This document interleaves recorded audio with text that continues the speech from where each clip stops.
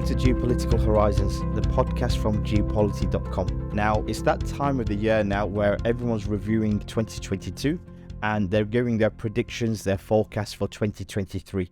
So this is our forecast for 2023. We've got Geopolity founder Adnan Khan. How are you doing, Adnan? I'm good, Yusuf. I'm good. How are you? I'm well, thank you. I'm well. Now, let's begin on a global level. So what is the current status of the global world order and what can we expect in 2023? So, Yusuf, the global order, the global liberal order has obviously dominated the global system really since World War II. And even before we enter 2023, is struggling for its survival. So you find Donald Trump really ripped up most of the global order. So, things like NATO, how relevant are they? Globalization now really seems to be coming to an end, or its current form seems to be coming to an end. I think now its official deglobalization is more popular than globalization. So all the things that connected the world, the global free market, global trade, global supply chains, these things are now all struggling for their survival. And the reason why that is many people now feel the dependency on a global supply chain, the dependency on manufacturing abroad just makes you so vulnerable to events that happen in faraway places. They all have a knock-on effect. So I think chief of this was the personal protective equipment during COVID. The fact that a lot of this was made in China and it took a long time to get this over showed people that really manufacturing needs to be local rather than in faraway places. I think the other key thing really is America's just done so many things to undermine the global liberal order. The global liberal order was supposed to be this rules-based order that everyone abided by, national sovereignty. Every state has borders, has a right to exist. So the Ukraine invasion, the Iraq invasion, America walking over all these concepts that have shaped the world, all this really has kicked the global liberal order down. So it's unlikely it will survive. Now, what will it morph into? What will it change to? We'll have to wait and see. It does look as though we're moving more and more towards just bilateral trade, nations making agreements with other nations rather than having these multilateral type agreements. Globalization and global agreements seem to have quite bad press at the moment. In most countries, people no longer want these regional and even global agreements. So, the Britain leaving the EU is another example of this. So the current global liberal order, which was set up by America, that's really running out of steam. And I think in 2023 and beyond, we'll have to see what it actually morphs into. Probably the key thing is when nations make bilateral trade with other nations, it leads to more competition, it leads to economic nationalism, and it usually leads to wars. And globalization was supposed to be a solution to this problem. So that's why there's a lot of worry. Globalization is coming to an end. We may be moving to the era of great power competition and more state competition, which usually causes more war. So it's something to really watch. Now, you make an interesting point about globalization, but before we discuss that, you mentioned about the US. The US is the global superpower. With all this that's happening, deglobalization, what do you believe is in store for them in 2023? So I think, Yusuf, in the case of America, it will be quite normal to look at their foreign policy, what they're doing around the world, and I think that is important. But I think when we're looking at America, especially for the next year, the more important thing is America's domestic situation. Domestically, America's in a mess. The differences between the American people is no longer red and blue, Democrat and Republican. It's way more than that now. It's on abortion, it's on LGBTQ, it's on the future of America. And these differences is what led to the Capitol Hill riots over a year ago. So the report's just come out now. The Capitol Hill inquiry has concluded that Donald Trump refused to accept that he lost the election, and he tried to use every power he had to overturn the electoral results. So they've recommended he faces criminal charges. And Donald Trump is representative of half the US population. His whole campaign has been that the election was actually rigged and he's the legitimate leader. So the issue really is, the key issue here is this dysfunction at home. At some point, it's going to catch up with America's global position. At some point, the stuff America's doing around the world will just not be a priority compared to the internal problems they've got. So Ted Cruz, former senator of Texas, he's already saying that Texas should secede from the American Union and go separately. He believes the Democratic Party is taking America down. And these sort of things, rather than unite Americans and solve Americans' problems, politicians are looking at how do we use the differences for their own political gains. So I think, what we're going to look for in 2023 is America's domestic issues, the division in America, and will this and at what point will it catch up with America's global position?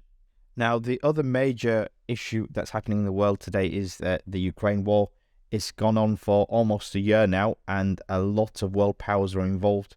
Where do you think this is going to head to in 2023? So I think probably the main trend of 2022 has been is Russia's really struggled to supply and provide the logistics for its troops in order for them to gain a victory. So the war seems to have now turned into a long grinding war. The fact that Putin had to further mobilize further troops shows you that the troops he sent in wasn't really enough to get the job done. So that's probably the key trend to watch for 2023. I think we need to watch US public opinion. Already the Republicans are posing a big obstacle. They feel that a blank check shouldn't be given to Ukraine. So this week, Zelensky was in America. It was very friendly, very smiley, but opposition is growing that it feels as though Ukraine has a blank check. So that's interesting, but it means public opinion is now starting to shift against the Ukraine war. And then the third probably aspect of the war is Europe. Europe's got major issues. The energy situation is really bad. Overnight, Europe cut its supply from Russia, and Russia supplied a chunk of Europe's oil, a chunk of Europe's gas, and there's no short-term fix to this. There is no alternative supplier that they can find.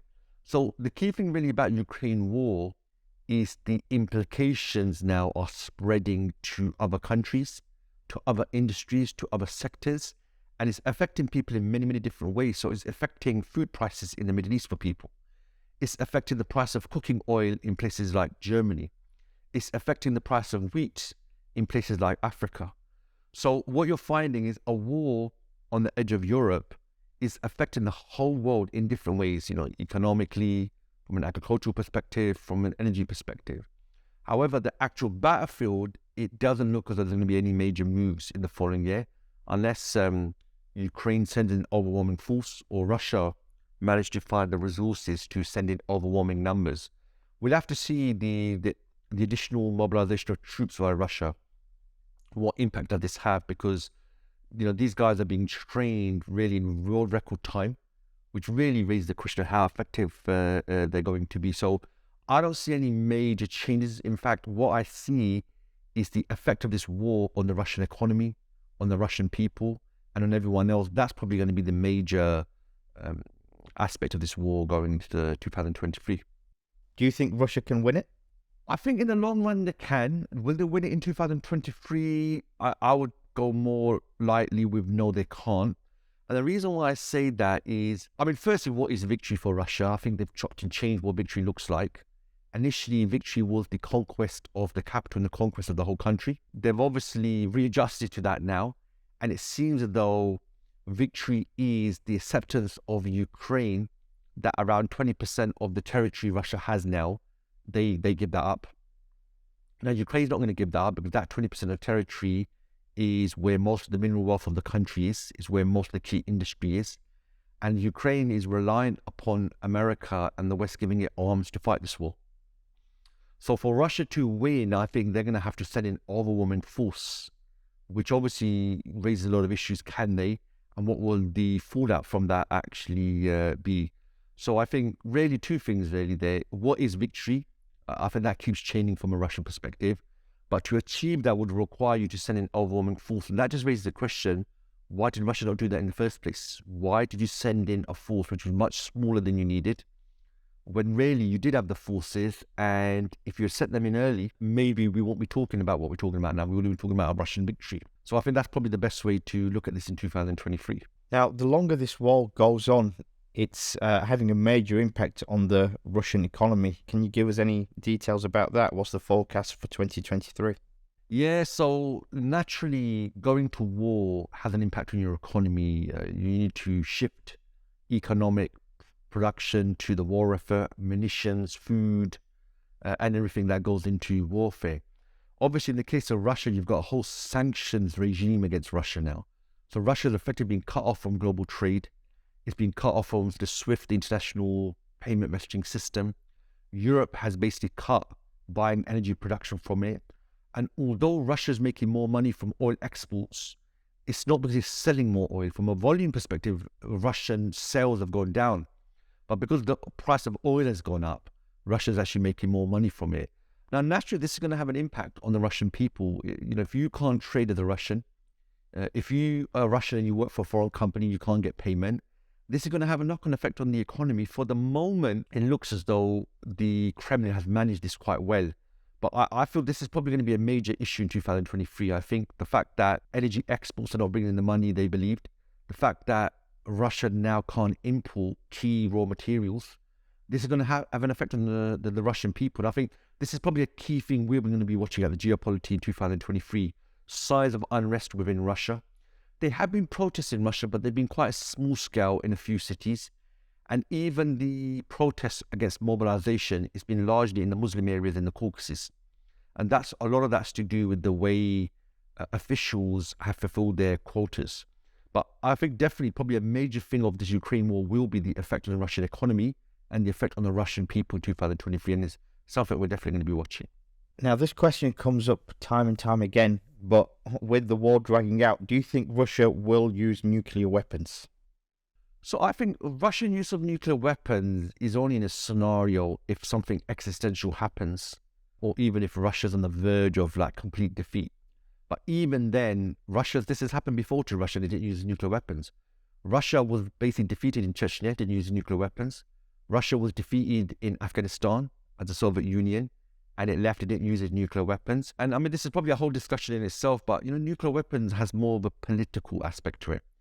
It's about where a power do you really want to mess with us? Its use in the theatre of war is limited from the perspective of it has such a broad impact.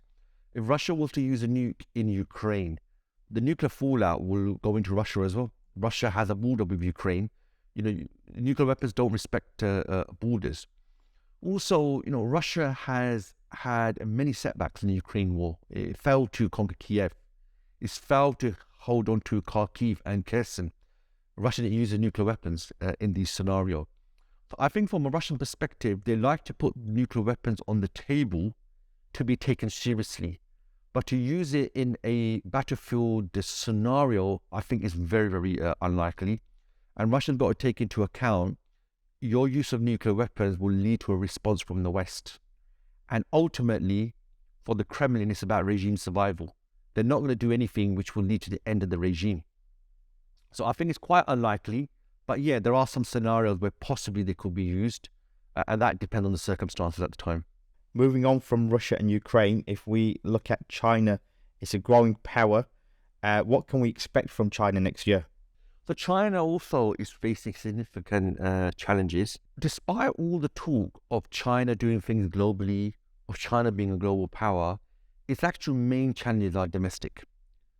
You've seen in Xinjiang, you've seen in Hong Kong, you've seen Taiwan, China has struggled to integrate these people. And this is China's major challenge.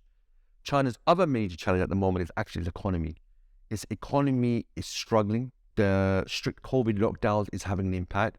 But more importantly, because of the Ukraine war, this is having an effect on Chinese exports. Now, Xi Jinping, when he came into power, one of the objectives was that he was going to sort out the economic model. He was going to make China less dependent upon exports to the West, and that hasn't happened. So as a result, this is having major implications on the Chinese economy, and the Communist Party in China, its credibility rests on its economic performance.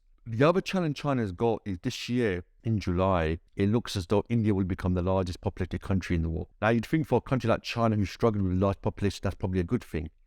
However, where China is in its stage of development, it's not actually a good thing, it's actually a bad thing. What that means is China's population and the size of the workforce is starting to balance out to the point where it's going to start shrinking. So already, I think in 2021, the percentage growth in China's population was the smallest it's been for decades. And the expectation is in the next 2-3 years, China's population will start to decline. So that means the number of workers will start to reduce. More people will be older rather than younger. And that has massive implications for China in 2023 and going forward. So China's challenges are domestic. Despite its rhetoric about its global role, really its major challenges are domestic, and this is what it's going to be dealing with in 2023 and beyond. Xi Jinping celebrated his decade in power in 2022, a massive achievement. And he's created this image of a strongman. But there have been a lot of problems towards the end of 22, a few protests. Where do you think he's going next year? So I think Xi Jinping is going in the direction he's really been going in for the last decade. Xi Jinping has focused on one thing, and that is by getting rid of all the opposition, by getting rid of every competitor to him under the guise of a corruption purge, and making sure all powers are invested in him personally. We are literally going back down to the Mao era now, where one person is China. And that's really what he's been doing. He's used the economy and he's used a corruption purge to really put himself at the center of China. He's got rid of military generals, retired generals who potentially could be a threat to him. And this he's going to continue with going forward. Now, obviously, he's got some major challenge to deal with China's economic model. But I would say more importantly, 4 weeks ago, there was a fire in Urumqi, which is the town, I think the main town in Xinjiang region. And what happened was there was a fire in the building and 10 people passed away. But the reason why 10 people passed away is because the exits were welded shut because of China's strict lockdown COVID policy. As a result, there were protests in Urumqi, which then spread to other parts of China. And it's the first time in a long time we've had protests. This is what China is having to deal with. And the fact that Xi Jinping is a strong man isn't necessarily a solution in itself. He's been very strict with lockdown. Any sign of COVID in a town leads to overnight that whole province being shut down. So at the moment, Xi Jinping seems to have eased up a bit on this policy, but that's because of the protests. That's due to the unrest. So I feel Xi Jinping is going to continue with the strongman image. He's really centralized power. And despite projecting this abroad that he's a strongman, really none of this helps in dealing with China's internal issues. The economic model, the spreading of wealth in the country, the development of the different regions of China, the fact that you're a strongman means absolutely nothing. This requires policy. This requires these sort of things. And this is not what Xi Jinping's been doing for 10 years. For 10 years, rather than deal with these issues, he's been too busy getting rid of all competition and strengthening his own power. So I think he's going to continue with this in 2023, and it likely will lead to opposition in the Communist Party. And that's something we're going to be looking out for signs for in 2023. And I mean, probably one main lesson Xi Jinping has taken is he's seen what America's done to Russia. He's seen what happens if America turns against you. And China is more dependent upon Western markets than Russia is. China's economy is built upon them mass producing goods and the West consuming them. If China even makes a goal of Taiwan, or it challenges the West in parts of the world, what Xi Jinping is looking at is, look at Russia, you're going to be 10 times worse. So I think these are probably going to be the calculations of Xi Jinping in 2023. Europe's been facing a few challenges, especially due to the war in Ukraine, the whole energy situation. Do you think that will actually get any better in 2023? No, so Yusuf, I think it's set to get worse in 2023. At its heart, the problem you have, Yusuf, is the volume of gas Russia provided, the volume of energy it provided, cheap, large volumes. There is no replacement for that. There's no fix for that in the short term. So what Europe's done is cut its supply from Russia, and it has no other country or no other collection of countries that can replace it. African energy can't replace it. Caucasian energy from Azerbaijan, these places, they can't replace it. American LNG can't replace it. Domestically, they can't replace it. You're going to have to get multiple regions, multiple countries to pick up the slack that came from Russian energy. So the knock-on effect of this is higher energy prices. The knock-on effect of this is blackouts.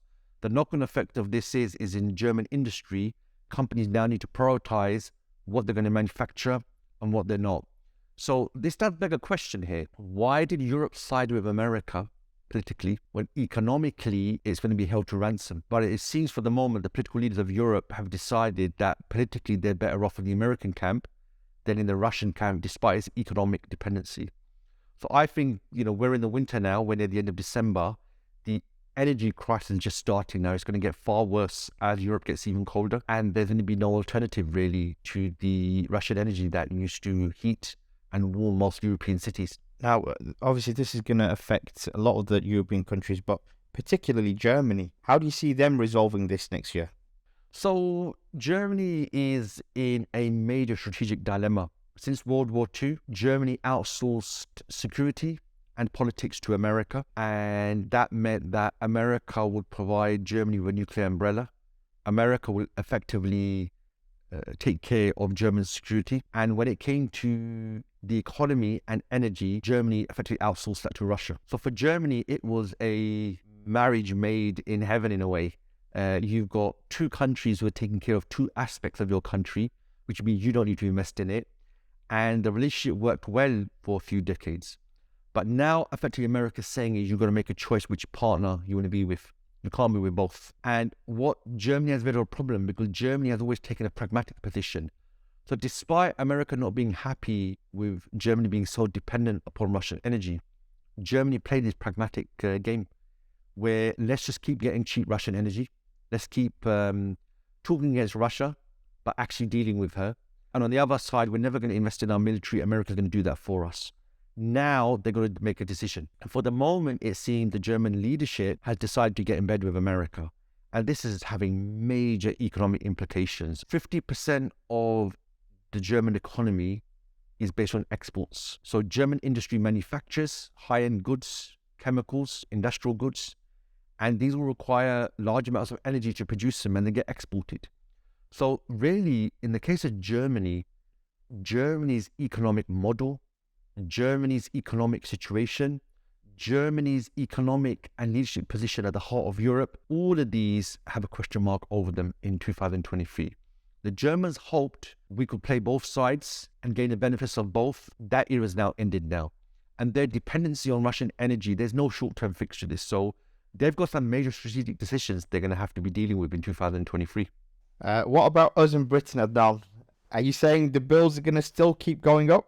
So I saw actually a few weeks ago, one of the newspapers was talking about the change of leadership in Britain.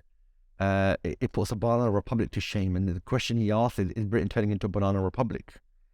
Things are not looking good for Britain. They've had, politically, they're in a mess. The Tory party that's been the historical leader of the UK, they're in a complete mess. They've got a lot of internal competition going on. And that's why I think we've had three leaders. We've had more leaders than, the famous London buses that never turn up. That's politically. On the economic front, Brexit has not been the utopia that they were promised. I mean, there was always a debate about, Brexit. But I think just 2 weeks ago, one of the think tanks in the UK, their research concluded that food prices have gone up because Britain's no longer part of the EU. And we've got to keep in mind, 50% of trade nearly, Britain's trade with the European Union. Now that you've left the EU, borders and restrictions have been erected. You're no longer part of the Union. So, but this was the exact argument used that if we leave the European Union, things will get better for the UK. So economically, things are not looking good. And I think you're right. I think Britain is slowly leaving the Premier League of Nations. It used to be Britain punches above its weight. Now it seems to be Britain's a medium power that punches above its weight. And I would say countries like Turkey are probably more influential now in the world. If you look at some of the key issues around the world, you need Turkey at the table to resolve them. So Britain is in a very difficult scenario. And at the moment, Yusuf, as you know, the nurses are on strike, the post office is on strike, The NHS is on strike. I think other public sector workers are going to be going on strike, and they're calling this the modern winter of discontent. So eventually it was someone like Margaret Thatcher who came into power and made strategic changes in the economy that salvaged Britain. And I think that's going to be happening. I think this is even beyond Margaret Thatcher type character. So countries like India must be thinking, if they've got a larger economy than the UK, then why do they not have the United Nations Security Council seat? Why are they not in international organization replacing Britain? Why is Britain there when it no longer has the economy and the clout to really be in these global institutions? So yeah, there are some serious strategic issues for Britain in 2023. Now, going back to what we spoke about earlier, deglobalization, the global economy, even tech wars, these things seem to be a big issue for next year. Could you shed some more light on that? Yeah, so we discussed deglobalization. The trend now is the opposite to globalization, where we were integrating global markets, integrating supply chains. Production would move from your country to abroad because it was cheaper. Now it seems to be going the other way, where it's all about local manufacturing, local production. It's not about integrating more with other countries. It's actually about bilateral trade and bringing production locally. The other element of the global economy that's important for us to look for is the tech war. The tech war has officially started now. It started with semiconductors, with Joe Biden effectively putting export controls on semiconductor exports to China. Now, semiconductors are essential to modern electronics. And what America is trying to do is restrict China's access to the more modern and the more sophisticated microchips. And this is leading to all sorts of issues. It's leading to a global chip shortage. China was the cheapest and most efficient place to produce most chips. Although Taiwan makes the more advanced chips, the majority of chips, which were the more basic ones, they were made in China because that was the cheapest and most efficient place to actually make them. The fact that America's trying to pull the carpet underneath China's chip industry, this is going to lead to more tension. It's going to lead to countries having to decide between which side do they want to be on. Do they want to be on the Chinese side where they get a regular supply of cheap microchips? Or do they want to be on the American side where politically they're united with her, but that has an impact on your economy? So yeah, deglobalization and the tech war, specifically the semiconductor war, these are going to be key issues for the global economy in 2023. Do you think there'll be a global recession next year? Yeah, I think it's official now, Yusuf. We will be going to a global recession in 2023. The impact of COVID, the lockdowns, and the state of the economy in most places, add to that the fallout of the Ukraine war, it's led to a massive impact on global economic activity. And it's almost certain we're going to go into a global recession. It's probably coming at the worst time. Most people have never recovered from the lockdowns. In fact, many people were still impacted by the global economic crisis back in 2008. Now, that doesn't bode well for many countries because it means you're going to get social unrest. You're going to get what you're getting in the UK, more and more protests. And these sort of things can then lead to political change or populists coming to power. So definitely something to watch in 2023. Now, just to finish off, Adnan, I've got a few quick-fire questions for you. Give the first answer that comes to your head. Are we on the verge of the Arab Spring 2.0? Yep, I think we definitely are, Yusuf. I feel the conditions that led to the original Arab Spring are not just there today, but they're far worse. The economic situation is far worse. In the case of Egypt, the leader is more authoritarian. You find the fallout from the Ukraine war has affected wheat prices and food prices in the Middle East. So I believe if it's not 2023, it'll be very soon. We're not just likely, I think it's overdue actually, the Arab Spring 2.0. Will Trump become president again? So it's looking more unlikely, Yusuf. I think the midterm result has shown he's not as popular as he used to be. And I think this is, Yusuf, Trump's whole campaign is the election was rigged. I won the last election and it was rigged.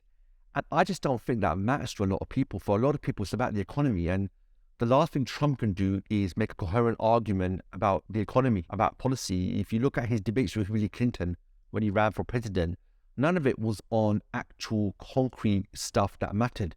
It was all about Hillary Clinton, her emails, her husband, and what he got up to. So I wouldn't write him off completely. But what I'm saying is we're in end of 2022, so the election campaign starts next year. And the general election will be in 2023. We'll have to see these criminal charges against him, the impact they have. But I think it's looking more and more unlikely. he just doesn't have the advantage of being the new man from outside the system anymore. He's from the system now. He's been in power. So these things, I think, go against him rather than help him. So I think it's looking more and more unlikely. But again, it's something to watch in the next year or two. What about Erdogan? Do you think he will win the election next year? So Erdogan's an interesting scenario. His party is now running for their 7th election. The AKP party has been in power now for 20 years. They came in 2002. Erdogan, 2023 is the 100-year anniversary of the Turkish Republic. 2024 will be the 100-year anniversary of the destruction of the Caliphate. Erdogan wants to be around for all of these events. He wants to be the symbol of Turkey. But for the first time, Erdogan is not the favorite to win. And actually, a lot of opposition is growing against Erdogan within his own party, because of his authoritarian streak and centralization. And the economy is doing really, really bad at the moment. For years, he built his credibility on the economy. I think he will win the election, but not because of his popularity. I mean, already he's imprisoned the main opposition contender against him. I think he's going to resort to those sort of tactics. But I think the beginning and the end of Erdogan has started. And if he was prudent, he should be thinking about his exit strategy and who's going to replace him and build them, rather than try and stick it out, because this will just unite the opposition even more against him. Will Putin get overthrown? So this really comes a lot from the West. Because of the Ukraine war, there's been a big push that Putin may get overthrown with the Ukraine war is going really bad. I think there's two things with this. The first one is Putin is not Russia. This is just a very black and white way, the way the West looks at Russia. Russia is run by the security class, who managed to edge people out of power because of the disaster that overtook Russia in the 1990s. And Putin was one of their men who's been the actual face of it. So the security class are in power. Now, to remove Putin is irrelevant because another security class member will come into power. And in fact, Putin's departure has started. 2-3 years ago, they put in new rules for presidential term limits, which was an indicator that Putin's going to be moving on very, very soon. So no, I don't think Putin will get overthrown. And even if Putin did get off, even if Putin gets hit by a bus tomorrow and he dies, it changes nothing because the security class still remain in power. What about in Iran? There's been a lot of problems in Iran. Do you think the Iranian regime will get overthrown? So I don't think they will, despite how bad it looks for them. I don't think they will get overthrown. And that's purely because the uprisings are still not completely national. What you're finding is they get a lot of coverage in the West, but they're actually quite specific in certain areas. So they're in the Kurdish areas, and they're in the main city in Tehran, and you saw them in the other major cities. You've not seen protests in the rural areas. And more importantly, 50% of Iran is made up of minorities. These protests have not spread to all the minority areas. In 1979, when the revolution happened, the protests happened in the Persian areas and in the non-Persian areas. That hasn't happened yet. However, the long-term survival of the regime, I think, is questionable now. The clerical regime has run the country into the ground. They've messed up the economy. People were protesting 2-3 years ago, and the lockdowns for COVID were used to stamp down upon them. And that's what the regime's done here as well now. So I think for survival, the regime's going to have to change. I think the Revolutionary Guards are going to move more into a position of power. And the supreme leader will become just a nominal figure. And this has actually been the history of Iran. If you look at Iran, prior to World War II, you had a military man in power, Mohammad Reza Shah, who became the monarchy. He was a strong military man, and then his son took over after. So I think we're going back to that same strongman system in the country. But the clerical system that they established, that can't survive in the long run. So either they make the necessary changes, or potentially they get overthrown in the long run by the people. This particular uprising, I don't think it's going to do that. But I think the writing's on the wall for the long run. Britain, do you think we'll have another prime minister? I think it's likely. Rishi Sunak is a boring, quiet prime minister, which has been good for him because it means he's not in the news all the time and people are not questioning his policies, not like his predecessors, Liz Truss and Boris Johnson. However, opposition is growing against him. Within his own party, there are differences. There's a lot of protests by public sector workers who are going on strike. So there is question marks now about his strength and his dealing with the situation of the country. So that doesn't bode well for him. it's probably not a good idea for the Tory party to go through another internal electoral process, because this time round, they're going to be forced to go for a general election. And all the polls show in a general election, the Tory party will get thrown out. So I think it's likely there will be challenges to the prime ministership. Sunak is struggling in the role because of the opposition against him within his own party. The feeling in the Tory party was he stabbed Boris Johnson in the back, and that was unacceptable. So I think it's possible, but obviously we'll have to wait and see in 2023 to see if it turns out that way. And finally, do you think we will be seeing Imran Khan making a comeback? So, yeah, Project Imran Khan came to an end earlier in 2022. After 3 years and 7 months and lots of promises, he didn't really deliver on any of them. However, he does have the sympathy of the people. People feel the corrupt politicians are all back in power. And Imran Khan had one advantage, which was he wasn't from a political background. He wasn't from a political dynasty. That went for him. However, he seems to have fallen out with the army leadership. And there was a bit of a tussle within the army by those who liked Imran Khan and by General Bajwa, who didn't like him. It seemed General Bajwa won in the end because his protege, General Asim Mani, now is the head of the army. So I don't think Imran Khan will make a comeback in terms of being in a leadership role, but it doesn't mean he's going to disappear from politics. I think he'll remain in opposition. He's trying to remain relevant. I think it's unlikely for the moment he'll be back in a position of power. However, Yusuf, this is Pakistan, yeah? Nawaz Sharif has made a comeback 3 times.